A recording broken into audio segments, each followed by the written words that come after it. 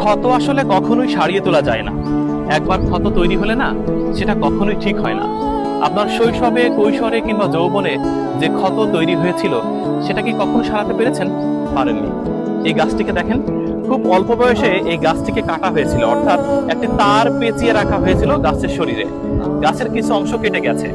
পরিণত বয়সে গাছটি বিশাল গাছে রূপান্তরিত হয়েছে, কিন্তু সে তার ক্ষতকে লোকাতে পারেনি। মানুষের জীবনটাও তাই। আমরা বড় হই, নিখুঁত অভিনয় করতে শিখি, কেউ জিজ্ঞেস করলে বলি খুব ভালো আছি, কিন্তু আসলে কি তাই?